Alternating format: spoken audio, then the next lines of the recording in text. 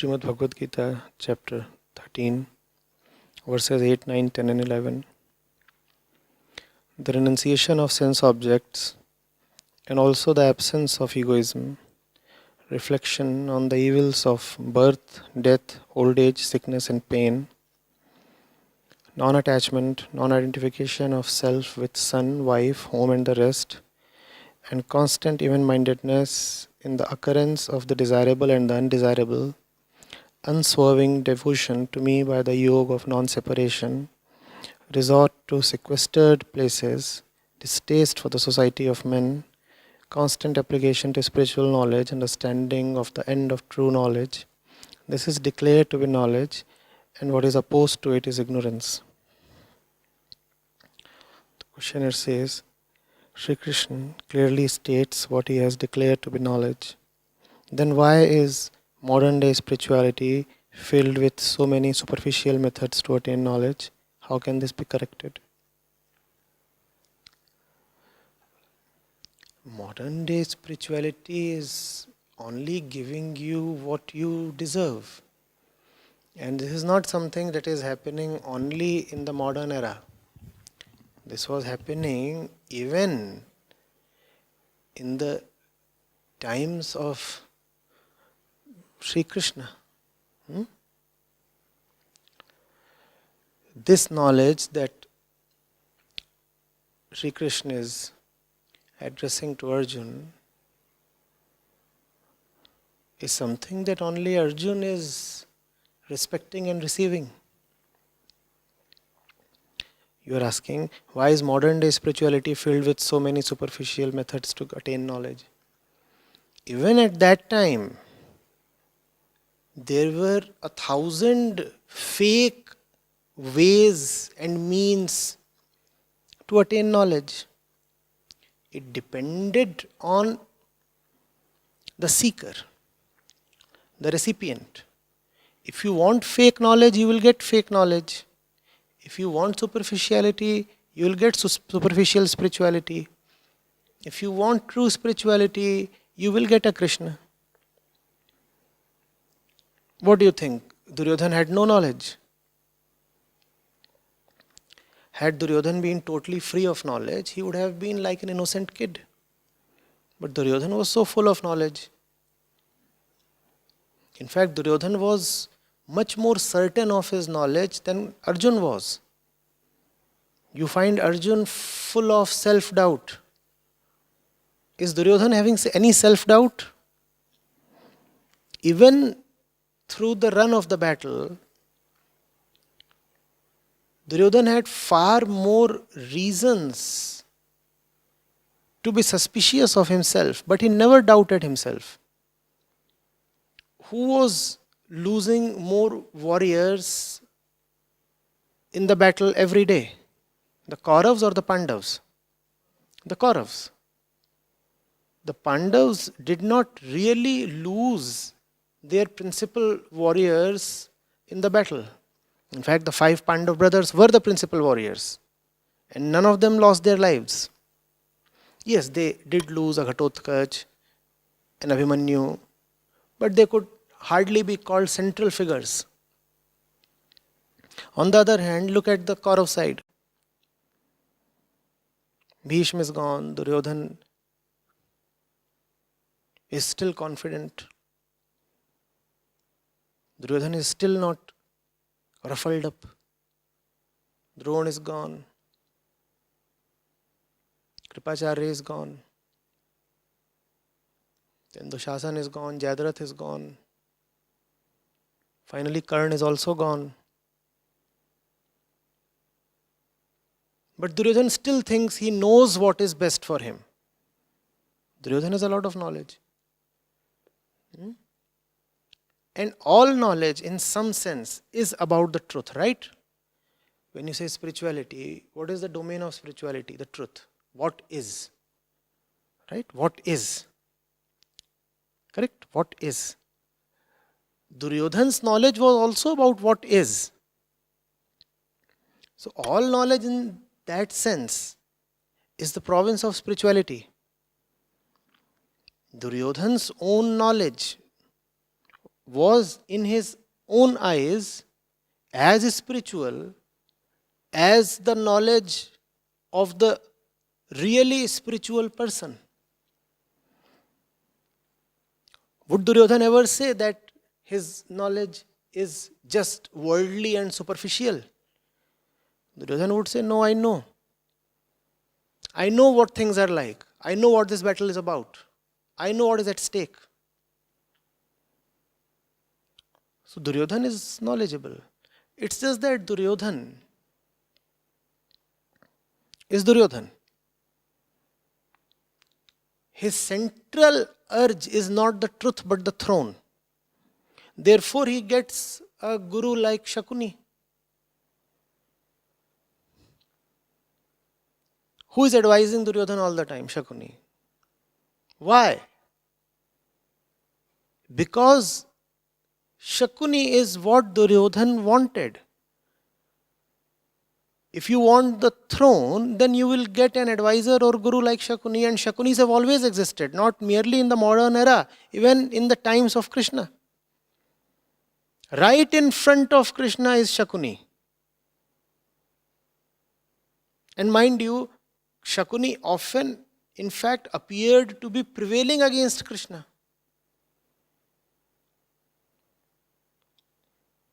Arjuna is Krishna's protege. Yet he has to spend so many years in the jungle. Right? And look at the disciples of Shakuni. They kept making merry. They kept enjoying power. It depends on you. If you want the truth, you will certainly get Krishna. If you want all the other things, then you will get some spiritual teacher as per your taste and demand. You see, Krishna says very clearly, I come to you in the form that you value and respect. So if you respect pompousness, if you respect power and pelf, then you will get a grand guru who shines upon a podium. Why did you get that guru? Because what is it that you respected? Pompousness. You wanted jazz, you got jazz. You wanted bling and glitz, you got bling and glitz. But we do not realize that. We do not realize that the person we respect actually reflects our own inner values. If you respect real knowledge, then you will evaluate your guru on the basis of his knowledge. But if you are some kind of a personality worshipper, then you will start following some showman and his antics. And later on you start blaming him and you say, oh, he cheated me. No, he didn't cheat you. It's your own values that took you to his shop. I could even extend this to say that it was because your values demanded a pompous guru. That's the reason the pompous one set up his shop in the first place. Had he known that the society around him would not appreciate his showmanship and fakeness and artificiality and superficiality, then he would have not dared set up his shop. But we do not realize that. All kinds of teachers are available. Do not say that modern spirituality is full of superficiality. Modern spirituality has both superficiality and centrality. And spirituality, even in the times of Krishna, equally had superficiality and centrality. It depends on you. If you are an Arjun, you will get a Krishna. If you are a Duryodhan, you will get a Shakuni. In that sense, you see, teachers are pretty passive entities. They are like shops. Shops really can't come after you and grab your hand or pick your pocket. Shops can at most exist and allure you passively. The active decision to walk into a shop has to be yours. It always is. So these shops exist. You must ask yourself, why do you step into them? Let those shops be there. If you know so well that there are so many superficial methods these days to attain knowledge, then why do you allow yourself to be taken in by that superficiality? Superficiality offers pleasures. Superficiality offers cheap salvation. Therefore, it is easy to be attracted to superficiality. On the other hand, true spirituality challenges you to pay a heavy price.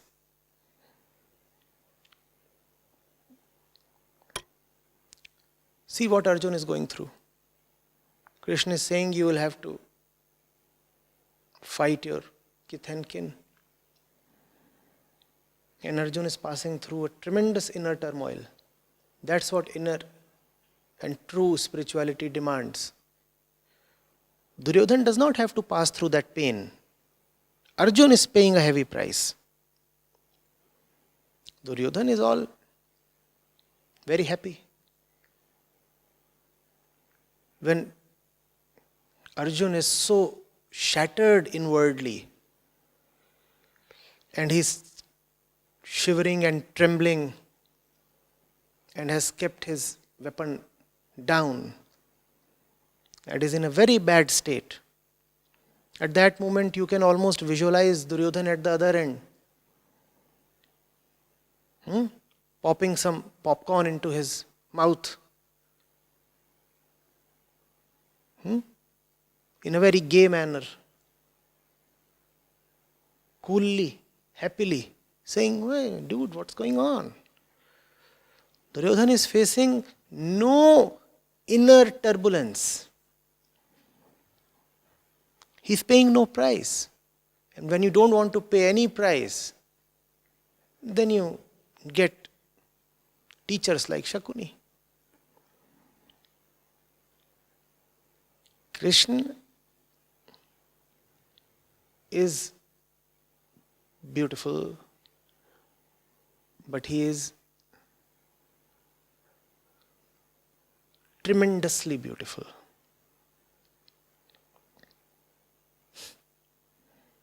You understand the word tremendous? You know the word tremor? What does tremor mean? What does tremendous mean then? That which makes you shake and shiver.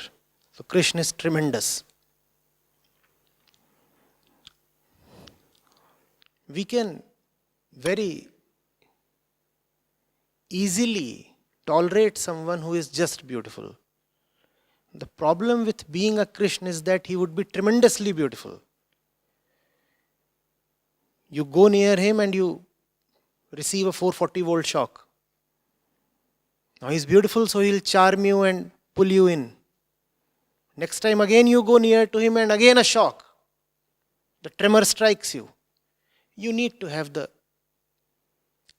guts and the stamina to continue remaining with him. He will continue to do what he does.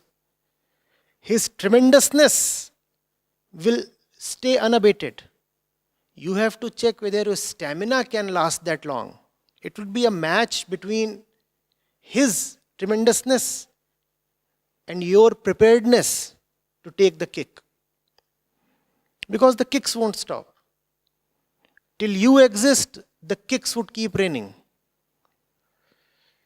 Somebody who has the ego of Duryodhan will not be prepared to take kicks. In fact, Duryodhan wanted to hold Krishna captive and he tried many other such antics. How will he take kicks?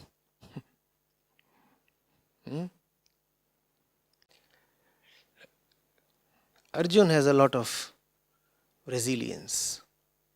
Krishna keeps destroying him bit by bit. Krishna keeps chipping away at his ego. And Duryodhan and Arjun stays put. Doesn't run away. Would have been very easy for him to give in to himself and just quit. Alright? So you see, all this knowledge has existed since antiquity. Yet there are people who do not want to read the Gita. They want to try all kinds of fancy things. Somebody has come up with this method, somebody has come up with some fancy kriya, somebody is talking of a new kind of spirituality. They just don't want to go to the very bright, clear and illuminating document that the Bhagavad Gita is. They don't want to do this. They want to try all kinds of cheap and shortcut ways. That's what they want. That's what they get. Something cheap.